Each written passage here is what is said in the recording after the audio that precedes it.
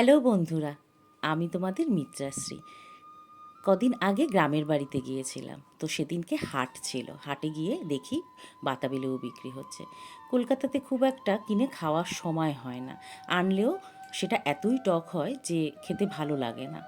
তো ওখানে গিয়ে হাট থেকে বাতাবি লেবুটা কিনে নিয়ে এসে ভাবলাম এটা একটা ভিডিও করে ফেলি, যখন করছি বাতাবি লেবু মাখাটা। আর সবাই তো জানে এটা কীভাবে মাখতে হয়।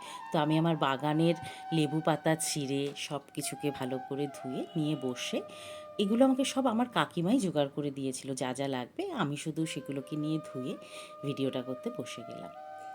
তো ছোটোবেলা কিন্তু ভীষণ ভালো লাগতো এই বাতাবি লেবু। মনে আছে লক্ষ্মী পুজোর সময় বেশ প্রসাদের থালাতে একটা করে বাতাবি লেবু থাকবে। কিন্তু এখন বাতাবি লেবু এত টক যে কারোর বাড়িতে একটা বাতাবি লেবু দিলে ওটাকে আগে আমরা সাইড করে রাখি। তো সত্যি লেবুটা এত ভালো ছিল, এত মিষ্টি ছিল। আর এই গন্ধরাজ লেবুর পাতাটা দিয়ে মাখাতে এটা যেন ফ্লেভারটাই একটা আলাদা চলে এসেছিলো, এটা যেটাকে বলে জাইকা।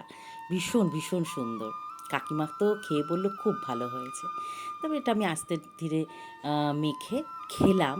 এত ভালো লাগলো, সেই ছোটোবেলার কথা মনে পড়ে গেল, সেসব দিনগুলো।